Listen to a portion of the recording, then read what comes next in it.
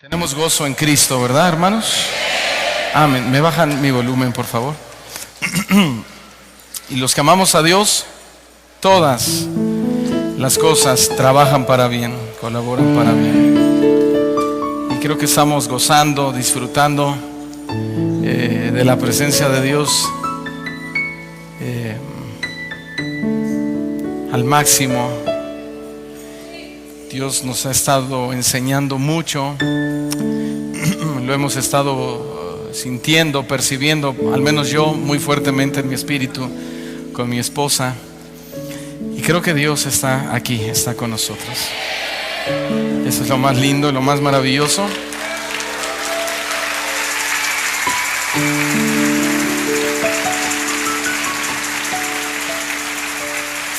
Estamos sentados a los pies del Maestro Jesucristo, de la influencia del Espíritu Santo, y la podemos percibir fuertemente, ¿verdad? Yo me siento dichoso y privilegiado de eso, porque, bueno, hoy aprendíamos que el Evangelio no es para todos, sino para un privilegiado grupo, y nosotros somos ese grupo privilegiado, ¿verdad? Aunque Dios quisiera que fueran más, pero creo que por medio de nosotros, si nosotros nos multiplicamos o llevamos este evangelio, muchos más podrán también estar en nuestro lugar disfrutando de esta presencia de Dios maravillosa. Amén. Así que un día estaba yo por no sé ni cómo decirlo, ¿verdad? Pero un día me dieron un lugar en cierto lugar para tomar una participación, para decir algo que no era correcto, para aplicar un punto a algo que no era debido a escritural. Y hubo en mi mente esa confrontación, y cuando yo iba caminando hacia ese lugar donde en ese momento estarían oyendo alrededor de unas, no sé, millones de personas, un hombre me gritó antes de que yo tomara ese lugar: déjate usar, me gritó. ¿Te acuerdas? Déjate usar por Dios. Ay, qué duros momentos, hermanos, cuando teníamos que tomar un pasaje para decir algo que la Biblia no decía, y me gritaron desde atrás: déjate usar. Yo di pasos, sentía que me desplomaba. Pero bueno, Dios ha sido bueno con nosotros. Y Dios nunca llega tarde. Dios es muy sabio y es muy paciente, ¿verdad? Y yo puedo decir junto con mi esposa que Dios ha sido muy paciente con nosotros. Ha tenido mucho amor, mucha misericordia. Estamos muy agradecidos con Dios por todo eso. Yo le digo, Hoy me siento un hombre nacido de nuevo. He vuelto a nacer. Tengo una nueva vida en Cristo Jesús. Tengo 26 años de convertido. De esos 26 años de convertido, quizá 24 años sirviendo, ministrando a Dios. Nunca nos hemos salido de los caminos de Dios, siempre hemos estado ahí. Perdón, sin embargo, el mundo es tan sutil que uno no se da cuenta cuando empieza a ser envuelto por engaños, y es donde entra la misericordia de Dios y la gracia de Dios se manifiesta a los hombres y nos habla y nos guía por el buen camino. Yo soy un testimonio con mi esposa de eso precisamente. Habíamos estado meses literalmente en un estado incluso físicamente enfermos. Lo comentaba el viernes, fuimos a parar al cardiólogo, se nos fue el sueño, leíamos la Biblia y la Biblia no decía lo que nosotros queríamos comunicar o decir. No dormíamos y le preguntábamos a Dios. Un día Dios, por eso pude decir como el viernes lo dije,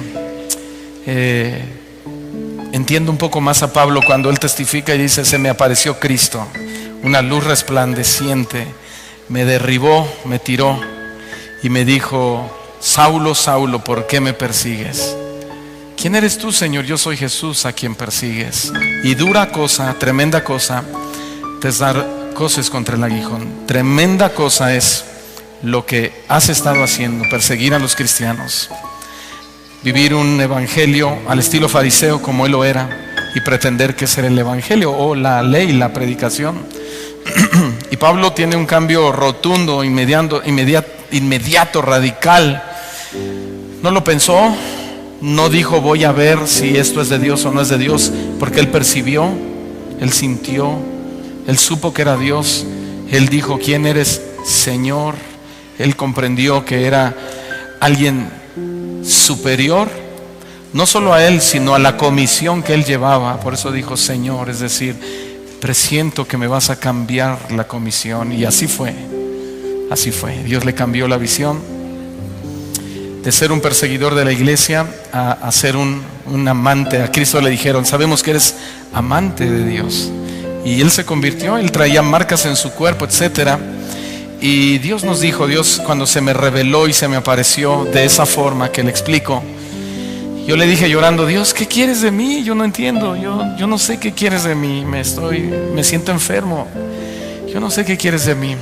Y Dios me habló muy claramente a mi vida y me dijo, quiero que defiendas mi evangelio. No lo has defendido, me dijo el Señor. Quiero que defiendas mi evangelio. Quiero. Y yo dije, sí, Señor, heme aquí. Dios conoce nuestro corazón. Cuando se lo dijimos así, entramos en una temporada de valle de decisión y nos decidimos por hacer 100%, entender, meternos, profundizar en el conocimiento pleno de Dios para alcanzar a conocer más a ese Dios que predicamos, que predicaba yo y que predicamos muchos de nosotros. Así que Dios trajo un cambio radical y estamos muy felices, muy contentos por eso. No estamos arrepentidos, no usted ha visto, Dios ha sido bueno conmigo, con usted, con mi esposa, con mis hijos. Y no nos queda más que darle las gracias y la gloria a Dios por eso, ¿verdad? Y que ustedes han sido pacientes también y oyentes, creyentes de la palabra de Dios, oyendo, analizando, percibiendo, observando, preguntando, orando, leyendo la Biblia a ver si es verdad. Y si el día de hoy ustedes siguen aquí es porque yo creo que también Dios a ustedes les ha hablado. Les ha hablado también.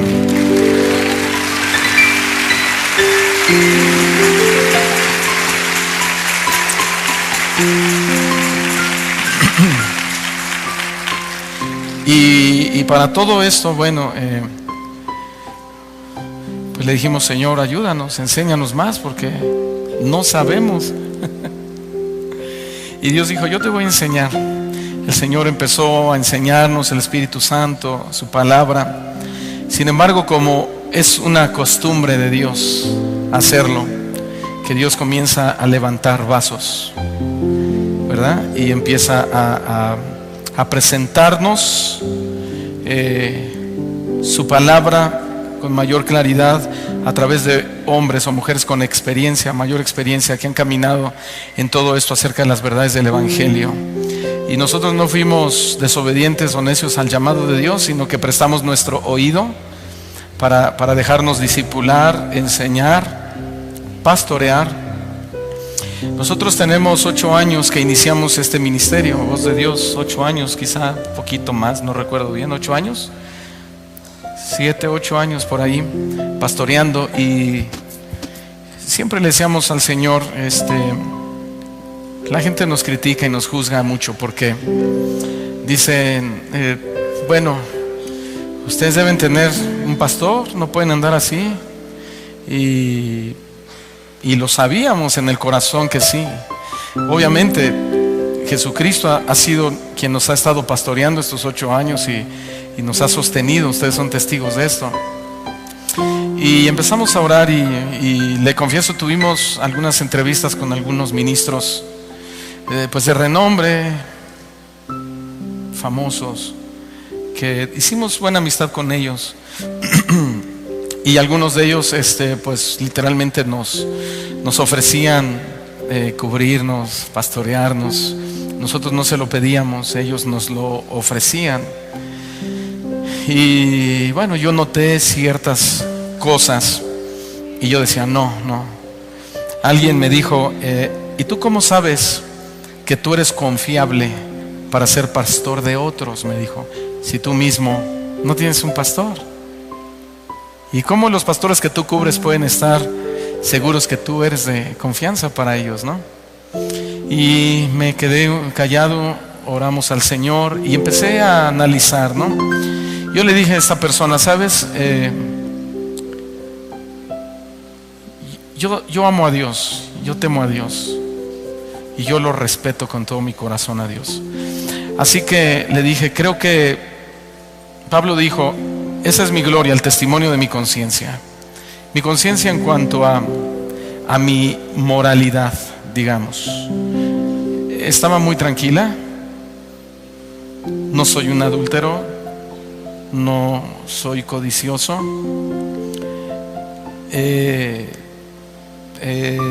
Hemos querido atenderlos bien, enseñarles las verdades del Evangelio.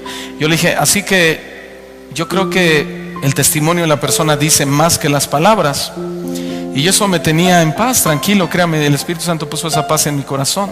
Sin embargo, nosotros seguimos orando y el Señor nos habló, ¿no? Y nos puso, para no hacerla tan larga, nos puso a un hombre en nuestra vida, en nuestro camino. Y le voy a decir, yo saqué una cita con él, con el pastor. Le dije, queremos hablar con usted. Hemos estado oyendo sus mensajes, su enseñanza, y Dios nos ha hablado, necesitamos ayuda, necesitamos auxilio. Queremos que nos disipulen, que nos pastoree alguien, que nos enseñe, que nos diga cómo predicar bien el Evangelio, ¿no? Y Dios nos llevó con él y literalmente mi esposa y yo tomamos una decisión. Dijimos, si el pastor nos dice no, yo no cubro, yo no pastoreo a nadie, no sé, algo así. Yo le dije, nunca más vamos a buscar a nadie. No vamos a buscar a nadie. Eso es una señal de que Dios quiere que nosotros sigamos pastoreando así y entendiendo esta verdad y todo eso. Oramos y todo, tuvimos algunos sueños y fuimos con él. Es más, estábamos más seguros de que seríamos rechazados a ser aceptados. y bueno, el pastor habló con nosotros. Se mostró un hombre muy sencillo, muy humilde. Nosotros pudimos discernir, respirar un ambiente espiritual en todos los sentidos. Nunca hubo una plática morbosa, una intención de conversación que pudiera afectar la vida espiritual nuestra o de él mismo, ¿no? Sino que incluso déjeme decirle que la conversación terminó sin decir bueno, sí o no. Solo quedó así. Pero yo lo di por hecho. Yo sabía. Él me dijo algo, yo estoy para apoyarlos. Si ustedes necesitan un consejo, una guía, yo voy a dar lo que Dios me ha dado. Seas tú, sea quien sea, me dijo. Yo estoy, bueno, sea quien sea, después hablamos otras cosas, ¿verdad? Me dijo, pero yo estoy para apoyarte y cuentas conmigo, cuentas con mi apoyo. Cuentas con mi apoyo, me dijo, estoy para servirles. Y prácticamente fue la conclusión de la conversación. Nos fuimos al hotel, lloramos, le dimos gracias a Dios y sentimos como que quedamos completos en esa área. Y a partir de ahí comenzamos una relación con el pastor. Tenemos unos 7 meses relacionándonos. Yo he tenido muchas dudas, muchas preguntas y él todas me las ha respondido con sinceridad, con honestidad, y me siento muy agradecido con Dios. Y yo les dije a ustedes que nosotros queríamos presentarles, ¿verdad?, a este pastor que Dios ha puesto en nuestro camino para pastorear nuestra vida, para pastorear el ministerio que Dios nos ha dado, para que sea nuestro consejero. Pero bueno, antes mi esposa quiere decir algo también. Bueno, yo creo que todo lo que mi esposo dijo, pues no tengo mucho que agregar. Es el mismo sentir. Yo lo único que tengo es gratitud con Dios. le doy gracias a Dios porque Él nunca llega tarde, Él llega en el momento preciso. Y así como mi esposo se ha sentido, de la misma manera me he sentido yo. Y yo le he dicho al Señor, gracias porque antes de oídas te había oído, mas ahora mis ojos te ven. Antes era en nuestras fuerzas, ahora sé, Señor, que eres tú, no somos nosotros. Y ese sentir que nosotros tenemos, esa felicidad, ese gozo de, así como dice mi esposo, sentimos que estamos naciendo, que acabamos de nacer, nos sentimos unos bebés felices, contentos. De esa manera nuestro anhelo es ver a toda esta congregación, a todos viendo el rostro de Dios, que en todos y en cada uno de nosotros se vean los frutos del Espíritu Santo, que en realidad caminemos como viendo al invencible, que en medio de la calamidad podamos decir, sé que nuestro Redentor vive, y no solo en el momento del confort. Aprender a amar a Dios, no por lo que nos ha dado, sino por lo que es. Aprender a amar a Dios porque Él dio a su único Hijo en la cruz.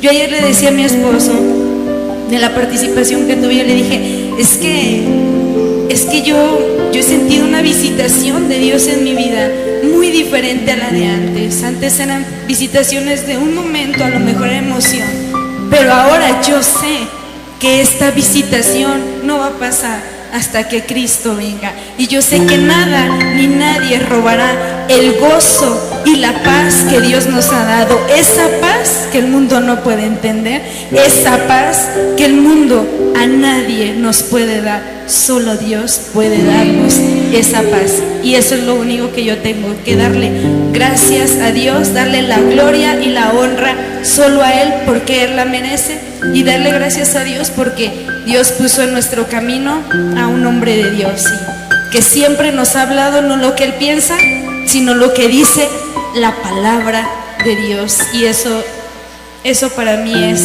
para darle la gloria y la honra a Dios. Eso es todo, hermanos. Dios Sí.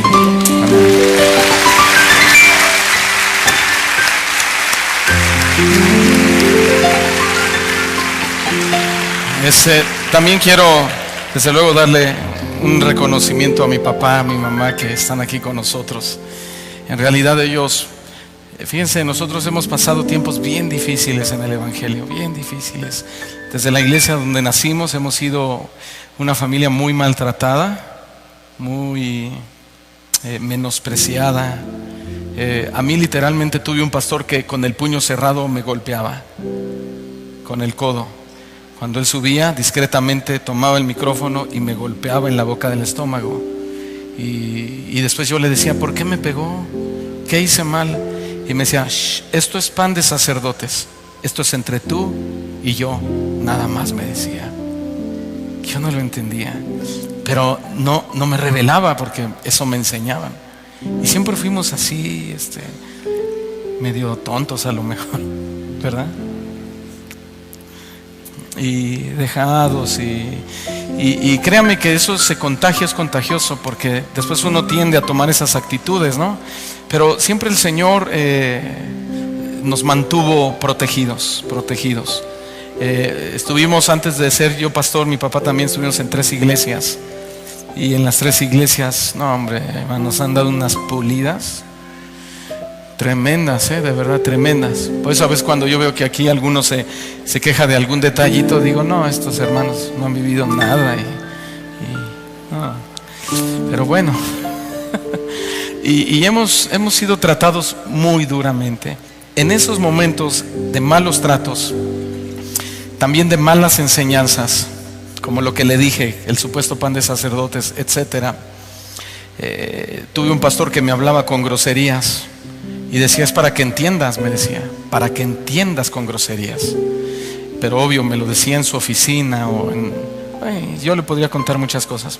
En medio de todo eso, siempre mi papá y mi mamá, nosotros como familia, ellos siempre nos decían, no, ¿sabes qué? Eso no es de Dios, pero vamos a echarle ganas, no tomes en cuenta eso, vamos a buscar a Dios. Y siempre buscando a Dios,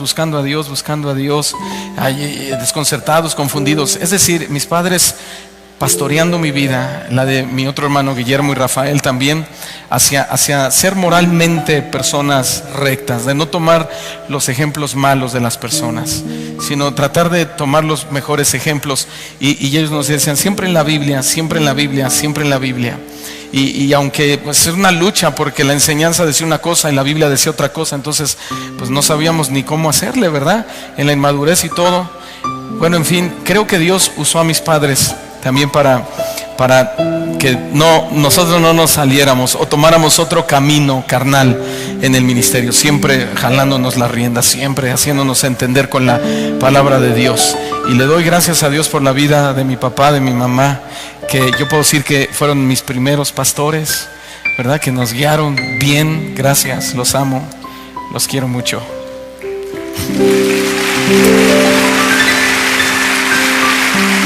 Y bueno,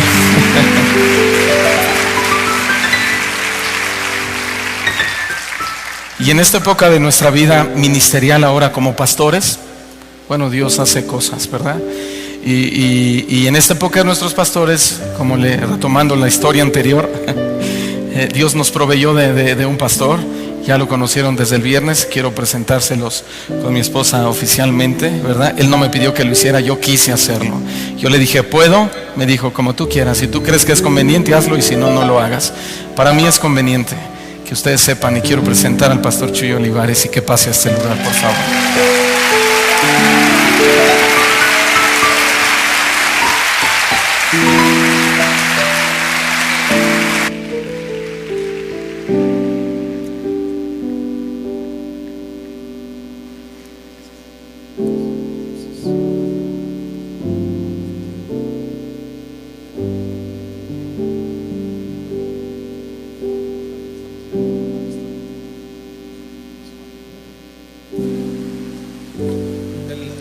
El apóstol Pablo dijo en una ocasión a los corintios, él dijo, yo sembré, Apolos regó, pero el crecimiento lo ha dado Dios.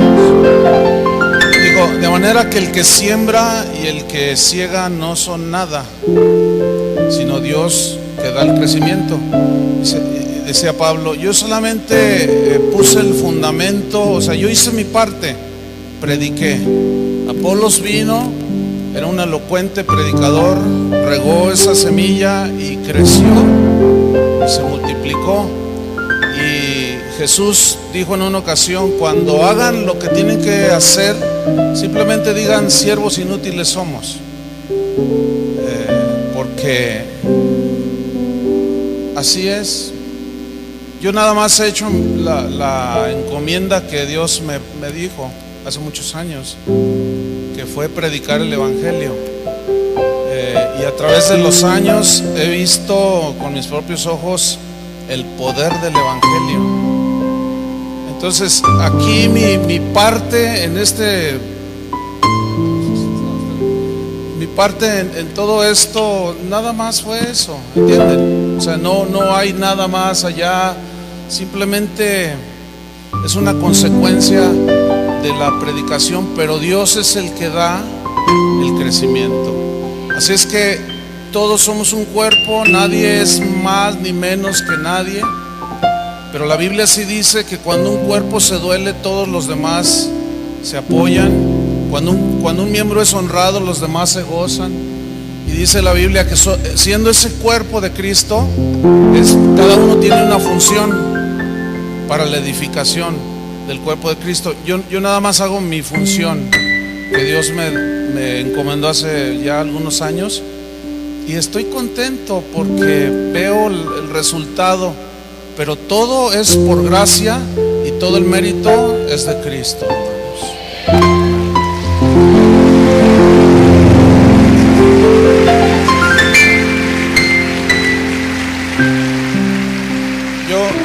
Yo quiero decirles que mi compromiso es con Dios, ¿sí? Pero a la vez entiendo que el compromiso también es con la iglesia. Yo soy imparcial en ese sentido.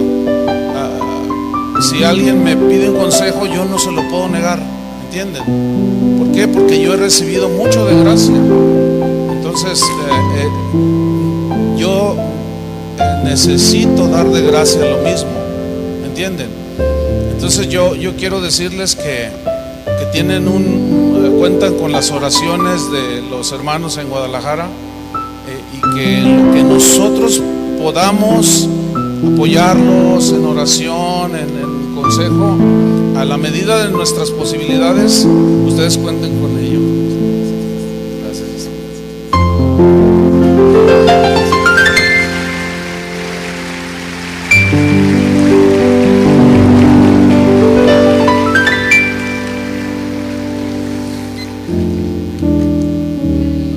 Gracias, Señor. Bien, yo no sé el tiempo cómo sea acá, ¿no? Pero bueno, no sé si ustedes puedan aguantar otra enseñanza. Bueno, 2 Timoteo 3:1.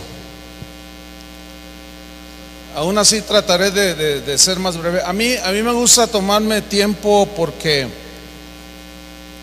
a mí me gusta que la gente vea la Biblia, ¿sí? A mí me gusta que la gente ponga sus ojos en la Biblia y vaya siguiendo. Eso es muy importante para mí.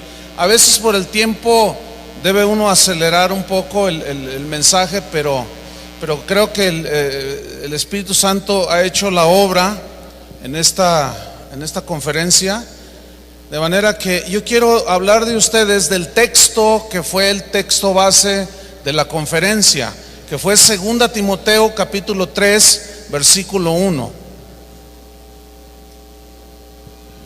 2 Timoteo 3:1.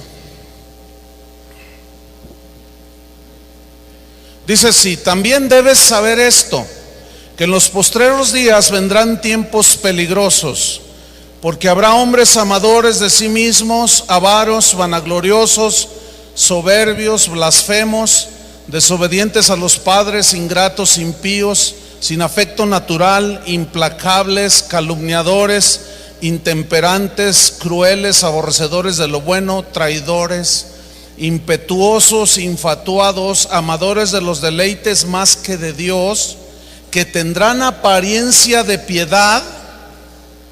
Es decir, no todo lo que brilla es oro.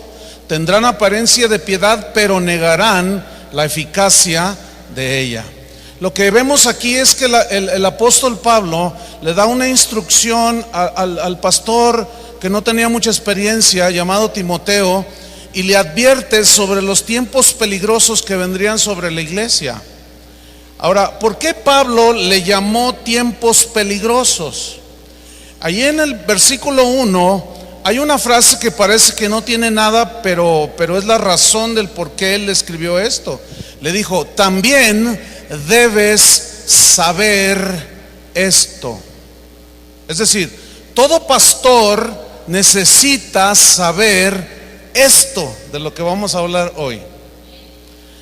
Aparte de lo que pues Pablo le enseñó a Timoteo sobre las aflicciones del ministerio, pues él le añade, porque hay que leer las dos cartas para enterarse de cómo le dijo muchas instrucciones, pero Pablo le puso en alerta de que se manifestarían dentro de la iglesia cierto tipo de personas.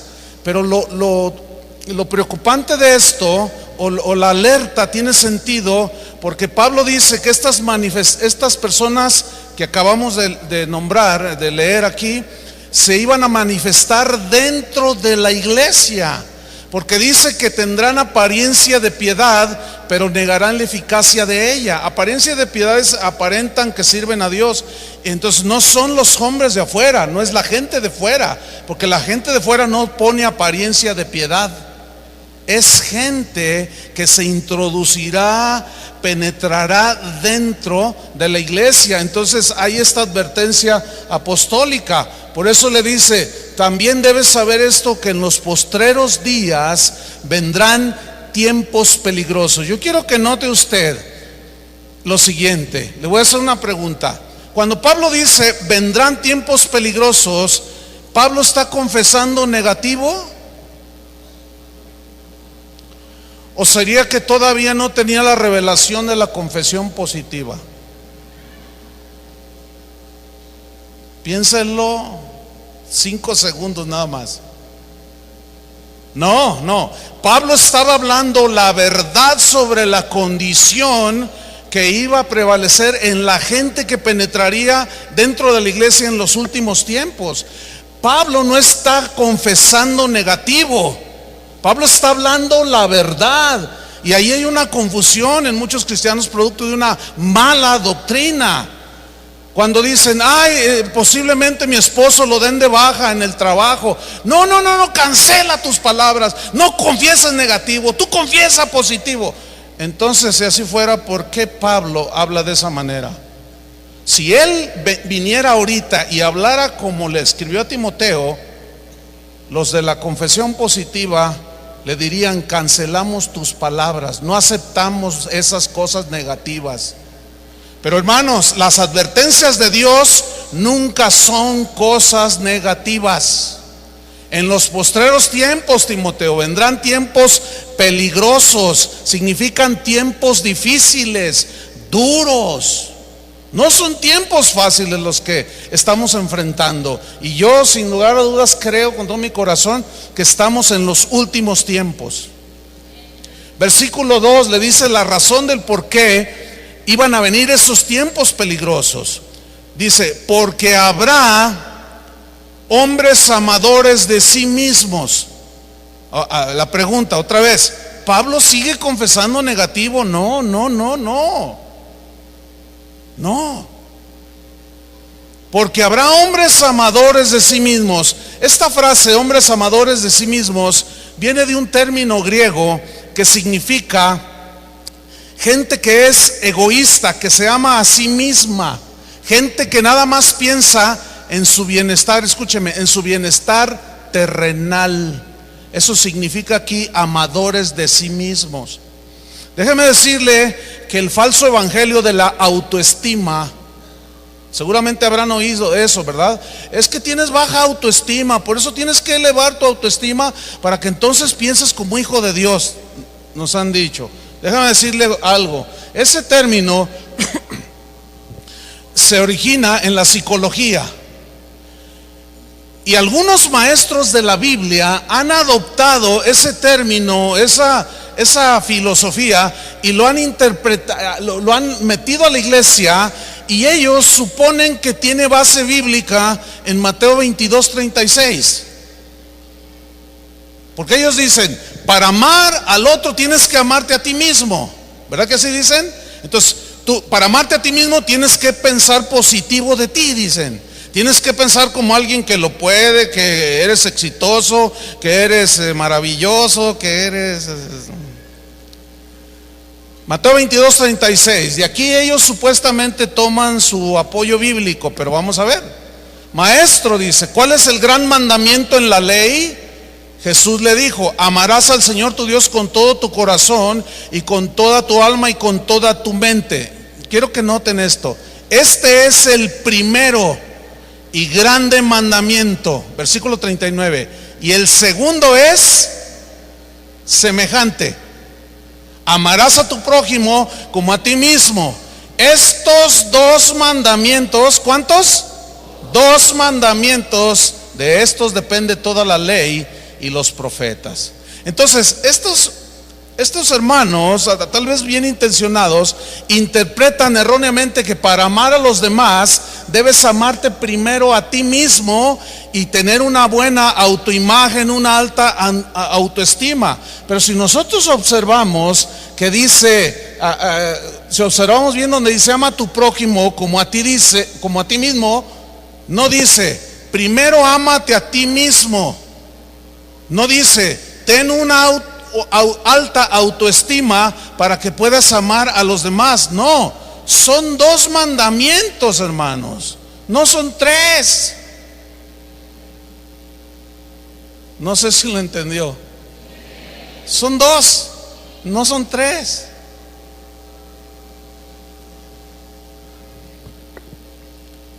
Muchas enseñanzas que hoy se están dando en las iglesias, precisamente están provocando que los hombres dentro de la iglesia, mujeres sean amadoras de sí mismas. O sea, que tengan un alto concepto más allá que el que deben de tener. Se sienten merecedores de todo, reclaman todo.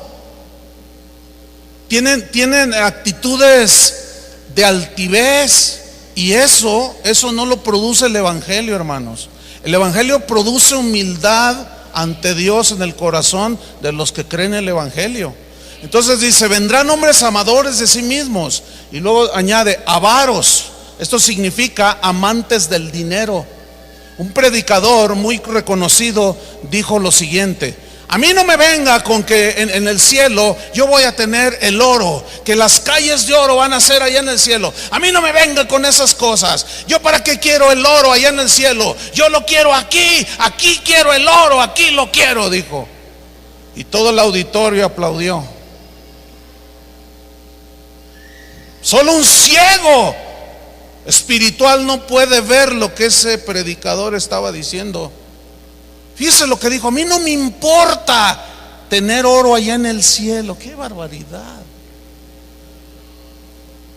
1 Timoteo 6:10 dice: porque raíz de todos los males es el amor al dinero, el cual codiciando algunos, escuche, se extraviaron de la fe. Significa se desviaron de las verdades del evangelio. Eso significa se desviaron de la fe y fueron traspasados de muchos dolores. Entonces, hombres amadores de sí mismos, avaros, vanagloriosos. Esa palabra vanagloriosos viene de un término griego que significa también fanfarrones. Gente que alardea, escúcheme bien, de lo que tiene y de lo que hace. Es una vergüenza escuchar gente que se supone que predican el evangelio, que empiezan a alardear de sus Cadillacs, de sus Rolls Royce, de sus mansiones de 20 millones de dólares. Es una vergüenza. Empiezan a alardear de todo lo que ellos han hecho, de todos sus viajes, de todos sus logros. ¿Sabe cómo los llama la Biblia? Y están dentro de la iglesia, les llama vanagloriosos, fanfarrones. En lugar de hablar de las virtudes de aquel que nos llamó de las tinieblas a su luz, hablan de ellos mismos. Son fanfarrones y están dentro de la iglesia. Timoteo, cuídate de esos, le dijo. Es más, no los invites a predicar. Bueno, eso no dice, hay que aceptarlo, eso no dice. Pero se entiende al final, porque les dice: apártate de los tales. Ahora, amadores de sí mismos, avaros, vanagloriosos, ¿qué más? Soberbios. Aquí la palabra soberbio significa alguien que mira a otros por encima, así como de arriba hacia abajo. Habla de altanería, ¿sí? El típico, ¿no sabes quién soy yo? Una vez iba a hacer un viaje a Centroamérica y estaba esperando en el aeropuerto aquí en la Ciudad de México. Entonces llegó un predicador que es cantante también, famosísimo, y íbamos a estar en el mismo evento. Yo ignoraba que íbamos a volar en el mismo avión, pero coincidimos, yo venía de Guadalajara. Entonces estamos allí esperando para documentarnos, y de pronto dicen: el vuelo se cancela, dicen. Eran las 5 de la mañana. O sea, nosotros estábamos allí desde las 3 de la mañana. Entonces dice: se cancela el vuelo, señores, pedimos disculpas. Entonces, ¿qué dijo? Le dije: pues se cancela el vuelo. ¿Cómo que se cancela? Esto no lo voy a permitir, dice. Le dije: ¿y cómo le vas a hacer? Y se va a donde documentan. Entonces golpea el escritorio y dice: ¿por qué se cancela? Y dice: porque hay una falla en el avión, señor, que se detectó y no puede salir el avión. Y dice: es que yo tengo que estar en tal país, dice, y yo exijo. Dice: pues aunque exija, señor, dice, no podemos hacer nada. Fleten otro avión. Es que no es tan fácil. No, es que mire, yo tengo que estar ahí. ¿No sabe quién soy yo?, dijo. Y yo a un lado de él y lo miraba. Dice, ¿no sabe quién soy yo? Entonces la señorita así, con una diplomacia, dijo, ay, pero también con ironía y sarcasmo, dijo, señores, ¿alguien sabe quién es este señor? Porque no sabe quién es él. Entonces yo lo tomé y le dije, oye, no inventes, estás haciendo un ridículo, no saben quién soy yo.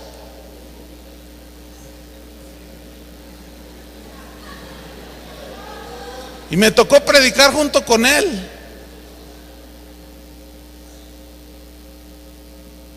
Y hasta la fecha no ha aceptado la recomendación, el consejo.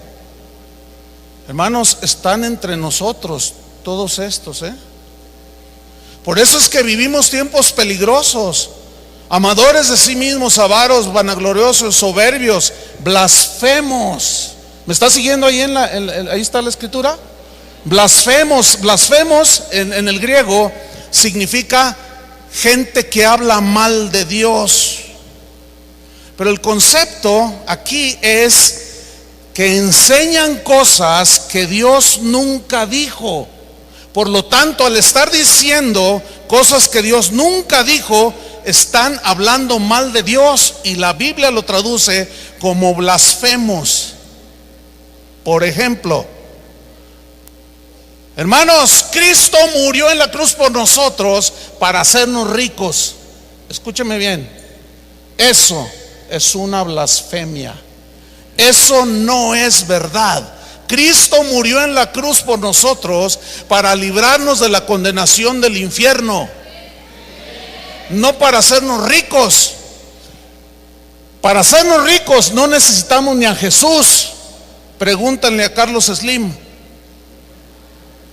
Por lo tanto, es una blasfemia, hermanos. Y muchos y algunos posiblemente de ustedes habrán creído esa mentira de hombres blasfemos que se paran aquí y dicen, Cristo murió. Están pisoteando la sangre de Cristo, hermanos, al decir que Él murió para que tú tengas un auto nuevo. Blasfemia.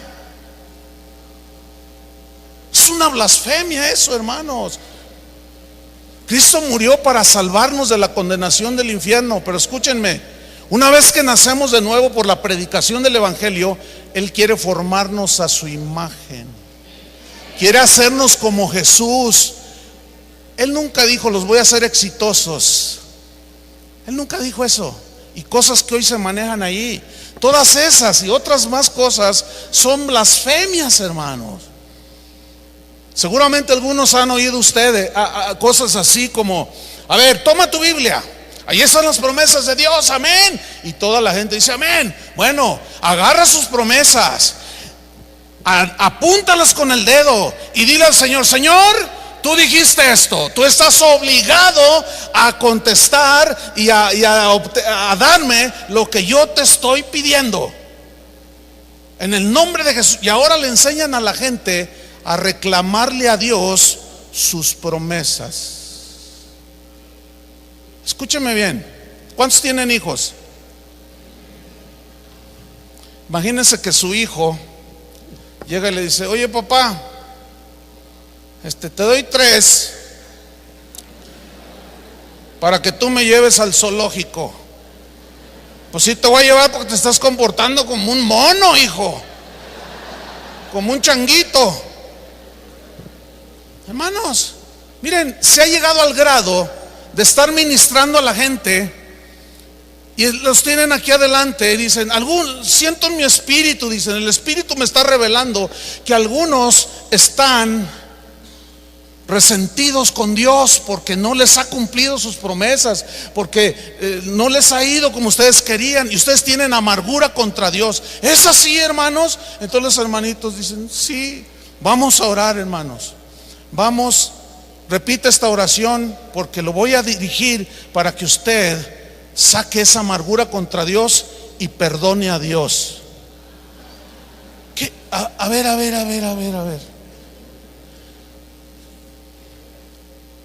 Hasta me quedo sin palabras. Ahora resulta que el polvo va a perdonar a Dios?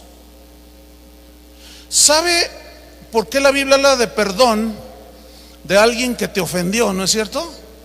De alguien que te defraudó, que te mintió, que te golpeó, que te estafó. Se perdona un pecado. Es una blasfemia decir perdona a Dios, porque Dios es santo y no se equivoca, mis queridos hermanos. Dios es santo y no tiene errores. Todas esas y otras un montón son blasfemias. Y esos hombres han penetrado dentro de la iglesia y enseñan mal a la gente. A ustedes, el pueblo de Dios. Y por eso Pablo le está advirtiendo a Timoteo: Timoteo, mira, ten cuidado. Vendrán hombres amadores de sí mismos, avaros, vanagloriosos, soberbios, blasfemos, dice, desobedientes a los padres. ¿Saben? Una de las cosas que yo he captado en estos últimos años es que la gente que tiene hijos ya siendo cristiana, ellos suponen que sus hijos nacen cristianos.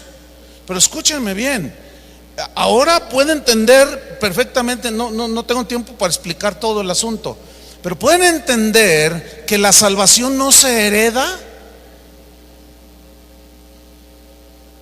Entonces yo me encuentro con muchos padres de familia en muchos lugares que están desconcertados porque dicen: pastor, ¿qué hago con mi hijo? Mire, él nació en el evangelio, dicen.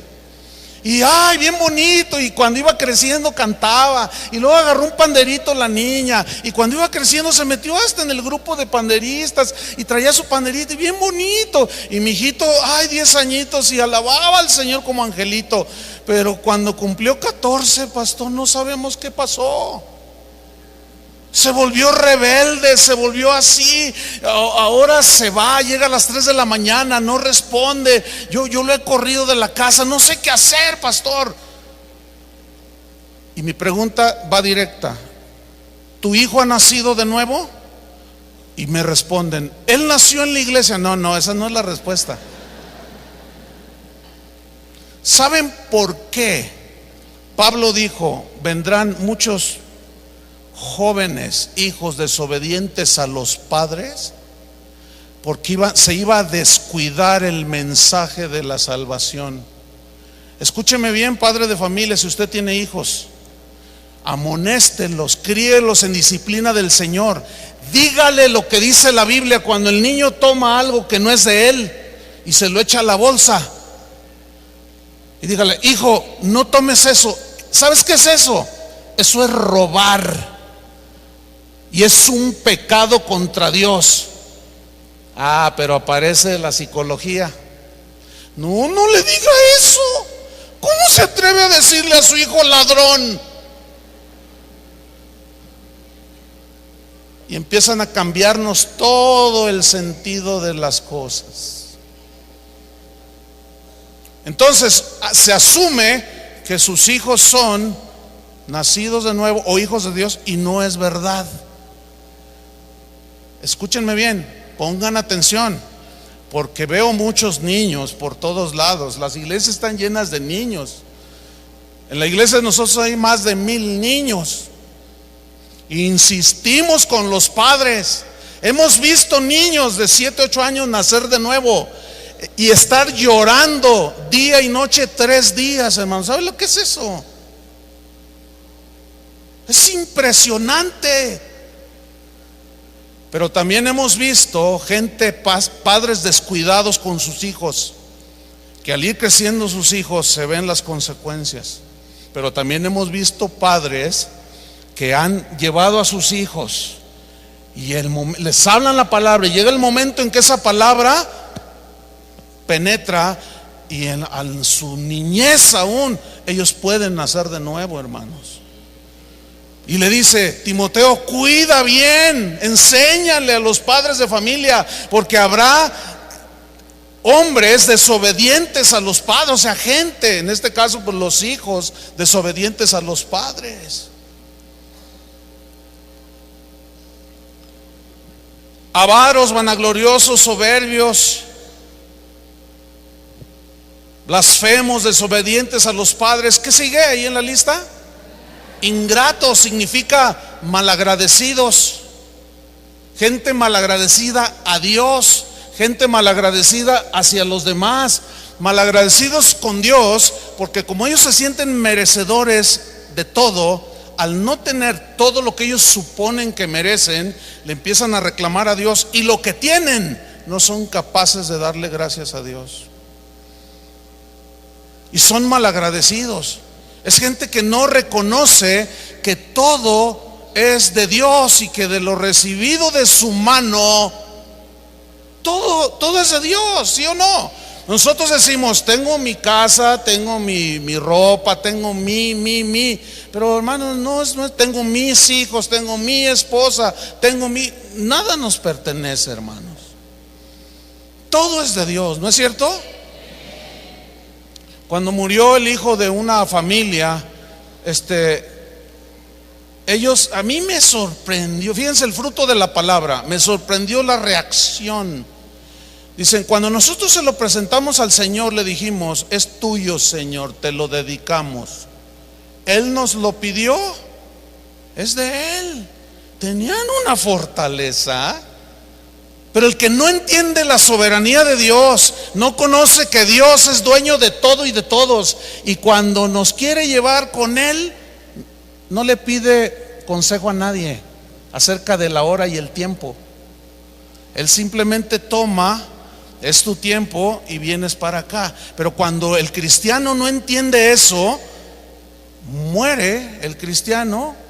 Y ustedes saben esto, ha habido casos aquí en México de hermanos que mueren y los tienen ahí en el templo o en el lugar donde se reúnen, orando para resucitarlo, y el cuerpo descompuesto ahí. Ok, yo creo, déjame decirle algo, porque luego se van por otro lado. Entonces usted no cree, mire, el director de misiones de nuestra congregación, él es un hombre que se mueve, hay dos que dirigen esto, en dos líneas. Uno, del que les estoy hablando, se llama Antonio Lázaro. Ese hermano, si yo les contara, no hay tiempo por supuesto, además ya no sería el evangelio, pero nada más les voy a decir una cosa. Él oró acá en el sureste de México por una persona que se murió y resucitó. O sea, ya nadie se lo ha contado, él lo vivió. Ok, ¿sabe? Esa muchacha que resucitó se va a volver a morir otra vez,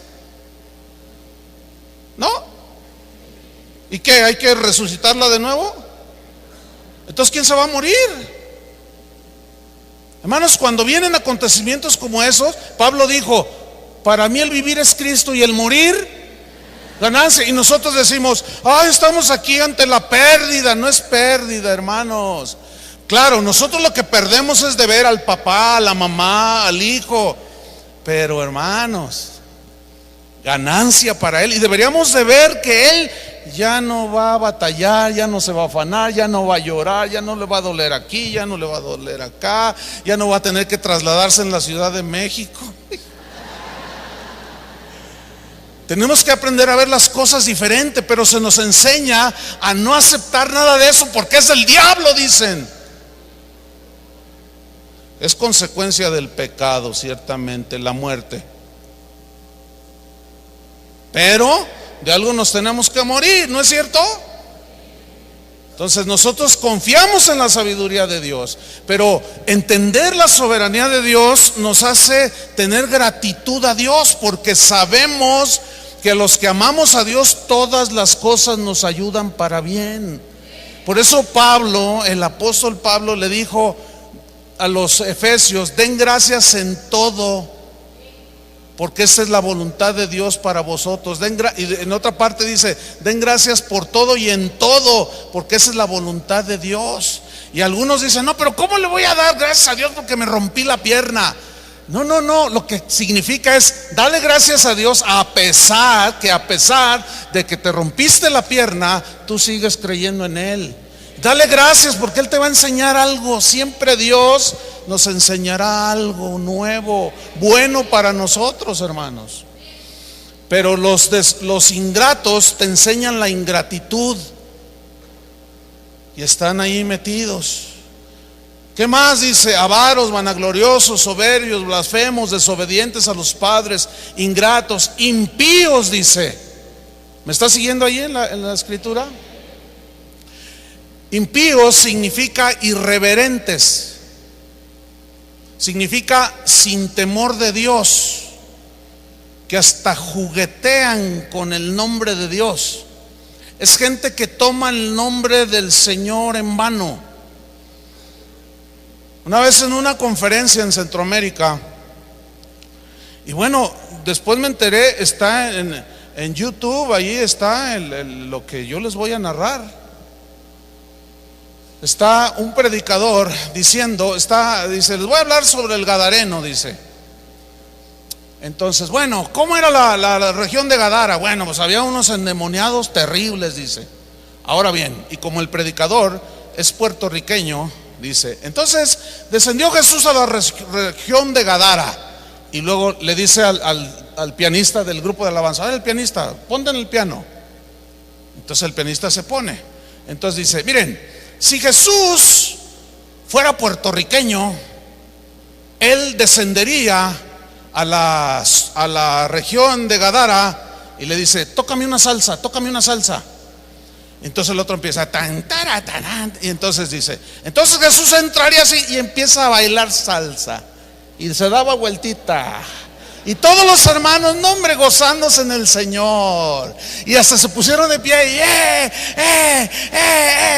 ese es nuestro Cristo. Y ahí están todos echándole a la salsa. Nada más que Jesús no es puertorriqueño, Dios lo libró.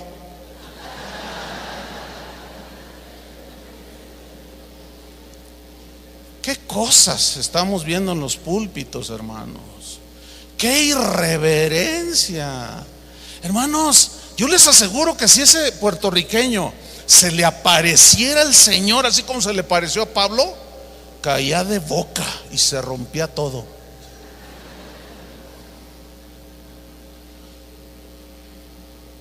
Qué falta de temor de Dios, hermanos.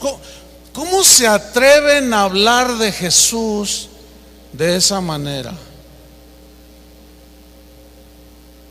Bueno, ahora ya la nueva moda en las iglesias es los comediantes cristianos. Ya parece que por ahí ya hay otro que dicen que se convirtió. Bueno, esperemos el fruto. Yo no lo pongo en tela de duda. Pero no duden que en 15 días aparece en una de las mega iglesias haciendo sus monólogos y haciendo reír a la gente. Ojalá y Dios tenga misericordia de esta persona que ha testificado que recibió a Jesús. Ustedes saben a quién me refiero, ¿no?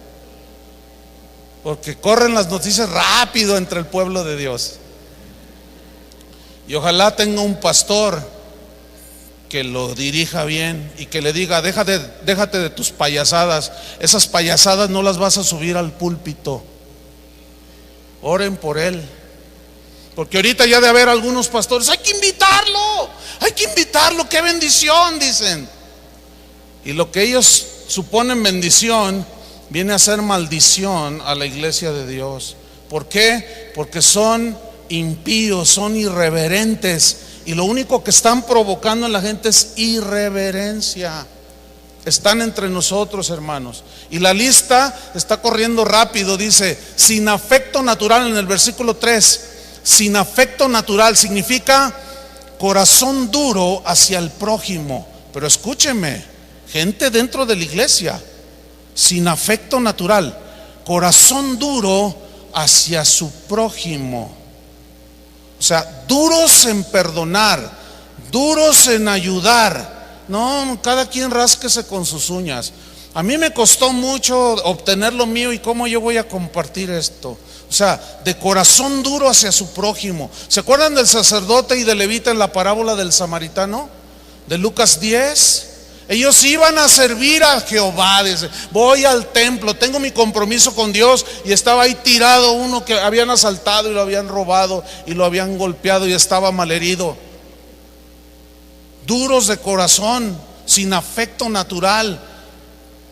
¿Se acuerdan los pastores que fue el sábado ayer? Que les comenté algo que me contó una señora en Veracruz. Lo voy a volver a contar. Esto es espantoso, hermanos. Una señora contaba que tenía 18, por ahí 19 años en su congregación, y que había una miembro de su congregación, una ancianita mucho mayor que ella, que había enfermado de gravedad. Entonces esta señora, la enfermita, no tenía a nadie, no tiene hijos, no tiene familiares, vive solita, tiene una pensión y en fin. Entonces contaba esta señora que se enfermó y ella fue a verla, fue a asistirla, oró con ella, le preparó su sopita, en fin. Entonces la señora dice que fue con el pastor de la iglesia de ambas y le dijo: pastor, quiero decirle que la hermanita fulana está muy enfermita y pues que alguien vaya y ore por ella. ¿Y sabe qué le contestó el pastor? Le dijo: mira, deja que la hermanita se muera ya está vieja, déjala que se muera, pero te quiero decir algo, ve con ella y asegúrate que los bienes que tiene nos los deje a nosotros y no se queden para el gobierno, que nos herede a nosotros. Increíble, ¿no? Sin afecto natural. Están entre nosotros, hermanos. No solo sin afecto natural, implacables, dice. ¿Sabe qué significa implacables? Significa incapaces de reconciliarse. Habla de un corazón no perdonador. Uy, qué horrible es eso. El pastor Daniel me contó una experiencia que tuvo con otra persona hace algunos años, de cómo lo agredió. Bueno, supongo que fue el que te golpeaba, ¿no? Aquí en el estómago. Cuando él me contó eso, yo no lo podía creer. Yo me quedé boquiabierto, hermanos. Y dice que en una ocasión se encontraron ambas familias pues como en un hotel, ¿no? Algo así. Entonces se miraron. Dice, cuando yo lo miré, ay, pues me hice como el que no lo vi, y él también como que yo no lo vi, como que no me vio, y así anduvimos varios días, como que no nos veíamos. Dice, pero el Señor me habló y me dijo: no, ve y búscalo. Mira, aunque tú no eres la parte culpable, tú ve y reconcíliate y pídele perdón y reconcíliate con él. Entonces dice que lo estuvo cazando, se le escondía. Entonces dice que estaba al otro lado de la alberca y él se tiró un clavado para salir, pero cuando vio que se tira el clavado y vio que va hacia él, se levantó con la familia y se fue. Increíble, ¿no? Yo me pongo a pensar, ¿cómo un pastor puede tener una actitud implacable y pararse en un púlpito y predicar perdón? No se puede. No es pastor. O es un hipócrita.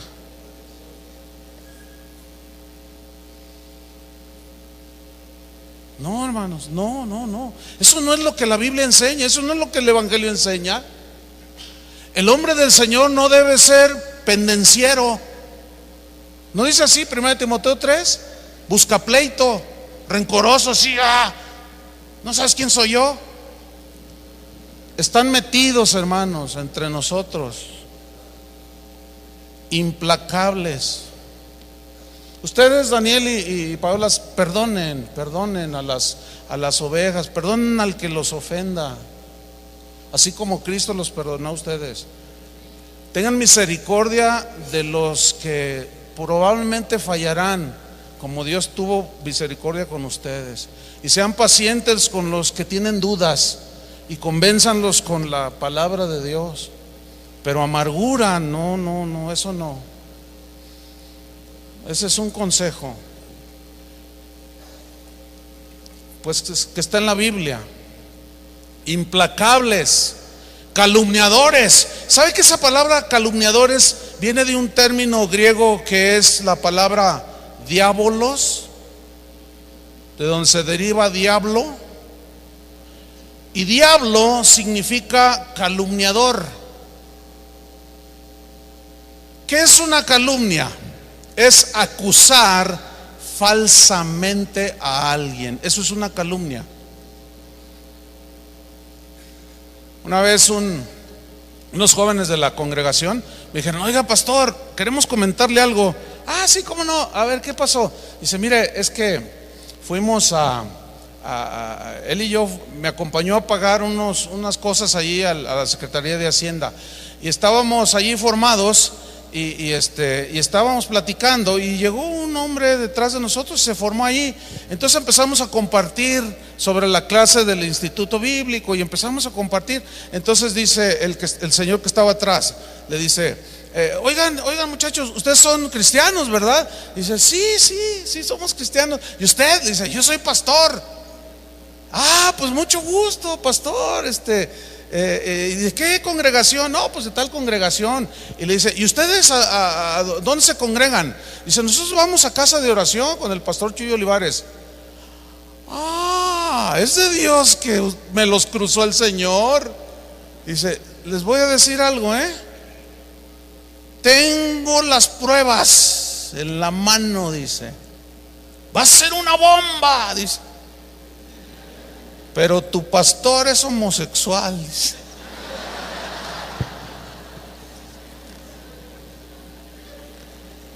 ¿Sabes una cosa? No se miden,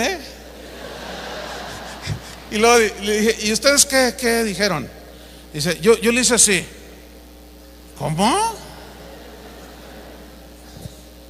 Su pastor es homosexual, dice, y conozco con el que tiene relaciones. Dice: mire, pastor, cuando estaba diciendo eso, dice, haga de cuenta que era el diablo. Pues sí, el diablo, ahí está, el diabolos. Daniel y Paola, les voy a decir algo, no es una profecía, yo no soy profeta, pero los van a calumniar. Les van a decir de todo. Eso es algo con el que se enfrentan los que quieren caminar bien con el Señor. Si alguno quiere vivir piadosamente en Cristo, sufrirá persecución, le dijo Pablo a Timoteo, ¿no es cierto? Mira, de verdad se los digo, preparen su corazón con el escudo de la fe. Con ese escudo de la fe, ustedes van a poder apagar los dardos de fuego del enemigo. Les van a decir de todo. Vas a perder amigos. Repito, no estoy profeta, yo no soy profeta. No, es que la misma palabra te lo está diciendo, ¿sí? Pablo dijo: yo todo lo estimo como pérdida por amor de Cristo. Y muchos te van a dar la espalda, les van a dar la espalda, pero ustedes deben de estar bien seguros en quién han creído, ¿sí? Pero sobre todo protejan su corazón. ¿Saben cuál es la protección? El perdón.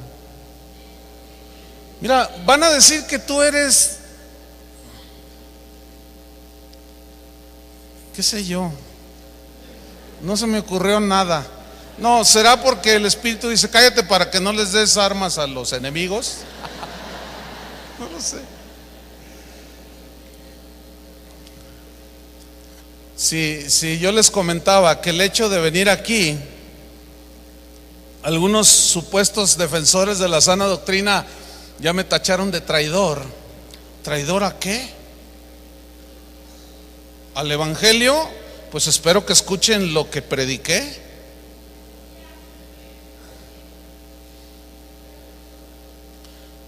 Pero vendrá la calumnia y dirán que ustedes, las ovejas, ustedes también van a decir de ustedes ¿Para qué les cuento? Y algunos que se autoproclaman vigilantes de la iglesia son los peores, porque esos no hacen caso de las instrucciones de la Biblia. Ellos nada más tienen sus parámetros bien metidos en su cabecita. Pero ¿saben qué? ¿Saben qué hago yo?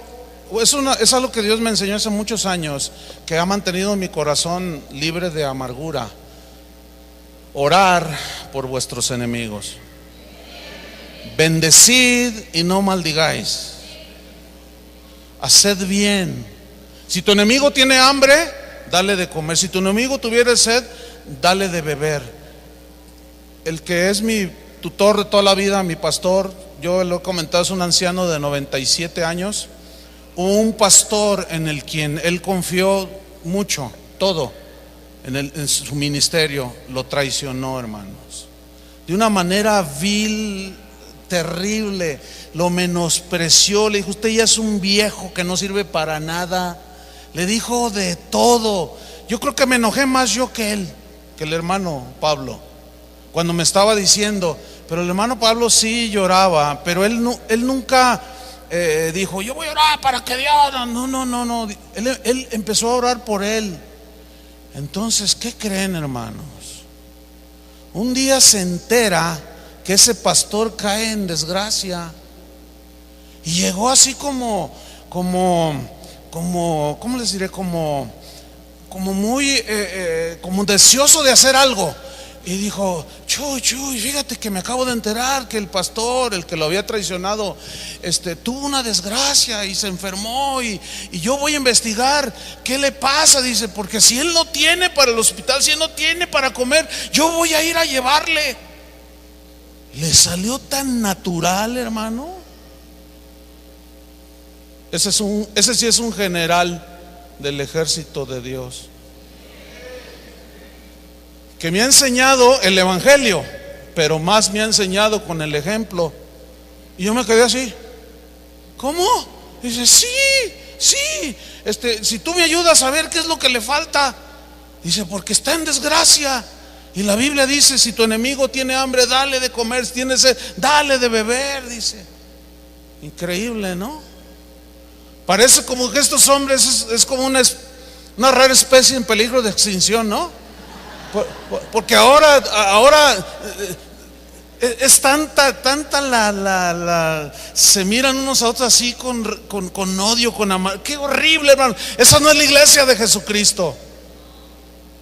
Esa no es la iglesia de Jesucristo. Tenemos que ser perdonadores, hermanos. Tenemos que amar a nuestro prójimo y aguantar todo. ¿Saben cuando arrecia ese tipo de cosas hacia mí? ¿Saben qué es ¿saben cuál es mi refugio?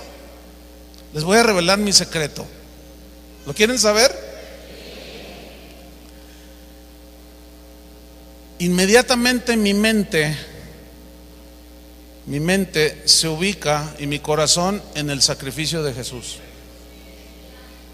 No, ahí ya digo: no, a mí no me han hecho nada. No. Si a él le dijeron borracho, comilón, demonio tiene, no, pues, a mí no me han dicho. Bueno, aparte de homosexual, sí me han dicho otras cositas, ¿no? Pero yo digo: no, yo nunca voy a no me puedo ni comparar ni un milímetro lo que me dicen a mí que lo que hicieron con Jesús. Y eso, hermanos, me ha ayudado en todos estos años, de 25 años para acá, me ha ayudado a mantener mi corazón bien tranquilo, en paz con Dios. De otra manera, la Biblia dice que la amargura inhibe o no permite que la gracia de Dios nos alcance. Y yo no me puedo ver siendo un pastor, alguien que predica la Biblia, con amargura. Y los síntomas de la amargura, uno de los síntomas de la amargura es la calumnia. La calumnia, el acusar falsamente. Pero vámonos rápido, dice, implacables, calumniadores, intemperantes. ¿Sabe qué significa intemperantes? Gente sin control de sí mismos. Se traduce también como libertinos. Hermanos, el libertinaje ha entrado a la iglesia. Ayer alguien me decía que en una iglesia de donde él estaba, que dudaba si salir o no, me decía: pastor, te voy a decir algo, pero el pastor les daba condones a los jóvenes en la iglesia. ¿Oyeron eso? Para que lo hicieran con responsabilidad. No invente. ¡Qué aberraciones, hermanos! O gente que se para en un púlpito y dicen: ay, esos religiosos, podemos ir a los antros, podemos echarnos una lipuz y fumar un cigarrito. No sean religiosos, Cristo nos hizo libres. Sí, mi estimado predicador blasfemo, nos hizo libres el Señor, pero no para darle rienda suelta a la carne. Perseveraremos en el pecado para que la gracia abunde. En ninguna manera. Porque si de ahí nos rescató, ¿cómo nos va a permitir ambientes propicios de donde nos sacó para volver a luego decirnos: te saco pero luego te doy permiso? Imposible. Son puras irracionalidades, tonterías, torpezas, blasfemias, palabras de hombres con entendimiento corrupto, privados de la verdad, que solo toman la piedad como fuente de ganancia y se autoproclaman pastores, apóstoles y profetas para pedirle los diezmos y las ofrendas y vivir de ellos. Claro, les dejan hacer todo lo que ellos hacen en privado. Déjenme respirar. Intemperantes, libertinos, crueles. ¿Saben qué significa crueles? Significa salvajes, como animales. Significa indulgentes. Fíjese esta definición de la palabra en el griego. Es gente indulgente consigo misma, pero despiadados con los demás. Y este es el otro lado, es el del legalista, ¿no? No hagan esto, no hagan lo otro y que no sé qué. Y él allá lo hace. Y yo sé que algunos de esos pueden estar oyendo.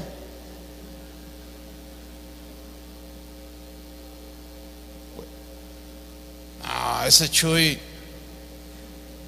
está dividiendo las iglesias. Dicen, ¿qué?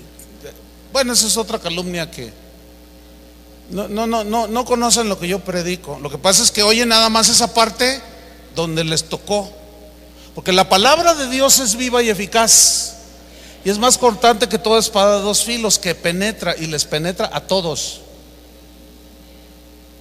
Y de un solo tajo, mira, nos corta, nos hace pedazos y saca a relucir todas las intenciones, los pensamientos del corazón. Todo está desnudo ante Dios cuando se predica la palabra. Intemperantes, crueles, aborrecedores de lo bueno. Imagínense, dentro de la iglesia, aborrecedores de lo bueno significa enemigos de lo bueno. El profeta profetizaba y decía: ay de a los que a lo malo le dicen bueno y a lo bueno le dicen malo. No saben distinguir entre lo vil y lo puro, no saben distinguir. Y mis sacerdotes, allí Dios se reprochó, y mis sacerdotes no enseñaron a mi pueblo a discernir entre lo santo y lo profano. No los enseñaron, dijo. Y mi pueblo fue destruido porque le faltó conocimiento. Y luego salen ahí algunos: no, el conocimiento envanece, dicen. Sí es cierto, pero luego dice, pero el amor, ¿qué? Edifica. O sea, el conocimiento de la voluntad de Dios, de la sana doctrina, tiene que ir acompañado de la formación del carácter de Cristo en ti. Si no, se queda en puro conocimiento y sí puede hinchar de orgullo a alguien. Pero luego viene todavía otro que es peor. No, ¿para qué estudias? ¿Para qué lees tanto? La letra mata, dicen. La letra mata. Y ellos interpretan que la letra es el conocimiento. La letra en 1 Corintios es la ley. Lean todo el pasaje, porque si no, no tiene sentido. Mi pueblo pereció por falta de conocimiento. ¿Cuál es la voluntad de Dios? Que te conozcan, Padre, y que me conozcan a mí. Conocimiento. Pablo oraba para que los colosenses fueran llenos del conocimiento de Dios. Entonces, mire, es una de confusiones, pero todo tiene su lugar. ¿Cómo se despeja? Predicando el evangelio. Aborrecedores de lo bueno, nos vamos al final. Traidores significa que entregarán al enemigo, traicionarán a alguien cercano. Y es muy cierto que muchas veces las traiciones más dolorosas que sufrimos los que servimos al ministerio son de gente que está muy cerca. ¿Sí? Entonces, ustedes, Daniel y Paola, y tu liderazgo, la gente que Dios esté levantando, sean hombres, gente fiel. O sea, den su corazón, ¿sí? Por amor a Cristo y a la iglesia, pero no reserven el amor. No van a poder evitar que gente que está profetizada los traicione. Uno muy allegado a Jesús lo traicionó. Cuando eventualmente yo he tenido experiencias de esas, otro de mis consuelos, ya no es tan secreto esto ahora, pero uno de mis consuelos es cuando yo siento que alguien traicionó el amor, la confianza que se le deposita, simplemente me acuerdo de Jesús y me desarma, porque el día que lo entregó, Jesús estaba ahí y llegó Judas con los demás soldados y Jesús le dijo: ¿qué tienes, amigo? ¿Amigo? Escúchame bien, ¿tú escogerías a alguien que de antemano supieras que te va a traicionar? ¿Y por qué Jesús sí? ¿Saben por qué lo hizo? Para demostrarnos que Él tiene dominio de todo, que Él sí es el Todopoderoso, tiene dominio de cada minuto, cada segundo, cada circunstancia. Por eso es Dios. En su omnisciencia, en su omnipotencia, tomaba decisiones que solo Dios podía tomar. Jesús es Dios, hermanos. Y cuando vio a Judas, sabía quién era, estaba profetizado y dijo: tú también ven acá. Y justamente le soltó la bolsa. Si con ese conocimiento, ese conocimiento que tiene el Señor al que tú y yo servimos, mi confianza está en Él, totalmente depositada. Él sabe qué onda con los demás, pero también sabe qué con mi corazón. Y si viene una traición, ¿qué hizo Jesús? Hasta en la cruz: Padre, perdónalos, no saben lo que hacen. Las burlas, las traiciones, todos hemos sido llamados a ser perdonadores, no traidores. Traidores impetuosos significa precipitados, arrebatados. Gente que no reflexiona significa impetuosos, que hacen cosas por los impulsos de la carne. Y son esos que, hermanos, Dios nos dio una visión grande y se aceleran horrible. Y andan todos acelerados, así. No miden las cosas. Dicen cosas en el púlpito: ay, ahorita Dios me lo está revelando, pero lo que dijo es una aberración.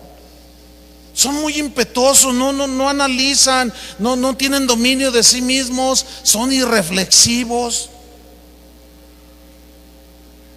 Y de estos estamos infiltrados, hermanos. Pero allí sigue diciendo: impetuosos, infatuados, significa envanecidos. Pero luego termina esta parte del lema que se tomó para el Congreso. Dice: amadores de los deleites más que de Dios. Significa amantes de los placeres mundanos. O sea, aman más las cosas del mundo que a Dios. Y termina diciendo en el versículo 5 que tendrán apariencia de piedad. Esa palabra apariencia viene del griego morfosis, que significa imagen externa, significa impresión que se da Habla entonces de una apariencia netamente externa. Tendrán solo una apariencia externa de que aman a Dios, de que sirven a Dios. Darán la impresión que aparentan servirlo, que aparentan honrarlo. Usan el nombre de Jesús, hacen inclusive milagros, señales, oran por los enfermos, se sanan. Pero Jesús dijo: en aquel día muchos me dirán: Señor, Señor, en tu nombre echamos fuera demonios, hicimos muchos milagros, sanamos a los enfermos. Y les diré: no los conozco. Hacedores de ¿qué? De maldad. ¿Por qué? Porque nada más se sirvieron de ellos, para ellos mismos. Y son todos estos que describe Pablo. Y dice: tendrán apariencia de piedad, pero negarán la eficacia de ellos. Significa que con sus hechos, con lo que realmente ellos hacen, negarán que verdaderamente sirven a Dios y que se sirven a sí mismos. Y termina la instrucción apostólica: a estos evita, Timoteo. Cuida el rebaño, evítalos con firmeza. Significa, en una versión parafraseada dice: no te hagas amigo de esa clase de gente, apártate de ellos. La lucha no va a ser fácil, pero mayor es el que está en nosotros que el que está en el mundo. Pónganse de pie, hermanos, pónganse de pie, oremos.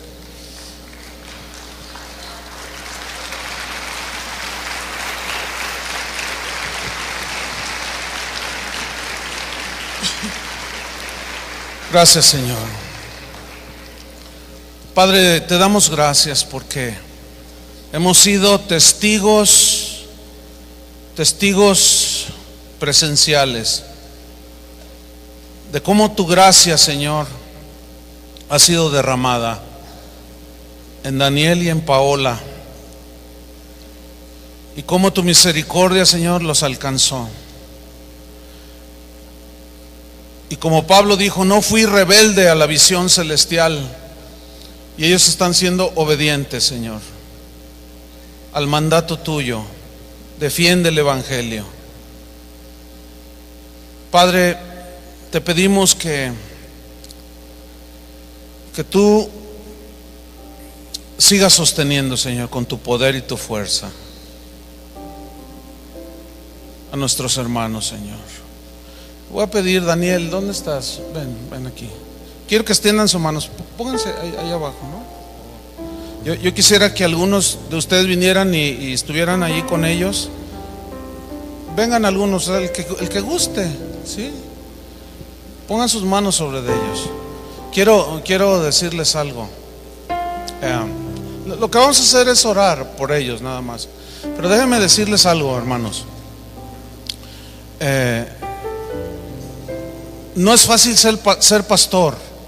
Se necesita la gracia de Dios, se necesita la fuerza, la sabiduría de Dios. No podemos en nuestras fuerzas. Yo he hablado mucho con ellos en privado, y les he compartido lo que dice la Biblia: que se esfuercen en la gracia, no en sus propias fuerzas. Y en esforzarse en esa gracia es como ustedes van a tener la fuerza para resistir. Pero yo quiero pedirle a la congregación que los tengan en oración, hermanos, ¿sí? Porque este cambio es radical, Este cambio es radical y se necesita el apoyo. Yo quiero tomarme esta libertad de que ustedes juzguen, disciernan lo que se ha dicho en este congreso. Si en algo nos equivocamos, estamos mal, enseñando mal, al menos, bueno, yo en mi caso, pueden escribirme o pueden decirme. Y si me doy cuenta por argumento bíblico mejor que el que yo expuse, que estamos equivocados, yo no tengo ningún problema en corregir. He corregido, hermanos. Yo le he dicho a mi congregación públicamente a través de 30 años: hermanos, yo quiero decirles algo, quiero pedirles perdón, porque hace 5 años yo enseñé esto, pero fui impreciso, me faltó aplicación, me faltó disciplina, y eso seguramente dañó. Quiero corregir, hermanos, perdónenme. Y un pastor que me oyó que yo dije esto en una ocasión me dijo: no, ¿cómo le pides perdón a la congregación? Vas a perder autoridad. Yo le dije: no, hermano, no sabes lo que dices. Al contrario, es de sabios reconocer. Pero hermanos, pero háganlo como los de Berea. O sea, ustedes vean. No se crean de nada, sino de lo que dice Dios. Extiendan sus manos hacia acá. Si vamos a orar por Daniel y Paola. Ciertamente vienen tiempos difíciles. Sin embargo, ellos van a Dios les va a dar una gracia que es una capacidad que los va a llevar a poder sortear todo conflicto. Esa es la gracia de Dios. Y la gracia de Dios, el concepto estricto es favor inmerecido. Esa es la gracia, favor inmerecido. O sea, Dios lo va a hacer no porque sean mejores que ellos o que nadie, no, sino porque Dios es un Dios de gracia. Y el corazón contrito y humillado y obediente, ese Dios lo honra y lo bendice. Entonces la gracia es dada por gracia, ¿sí? Entonces eso ténganlo bien presente. Amén. Y esa gracia se va a extender a través de todos ustedes. Padre, te damos muchas gracias, Señor, porque seguimos viendo milagros, no solo milagros físicos, sino el milagro más grande, que es nacer de nuevo. El milagro más grande, que un hombre se arrepienta, que una mujer reconozca, Señor, que se desvió de tu camino. Y Señor, yo quiero pedirte junto con mis hermanos de esta congregación, que de aquí en adelante quien va a ser el Señor y el gobernador y el que será reconocido y el único que se le dé gloria será a ti, Señor Jesús.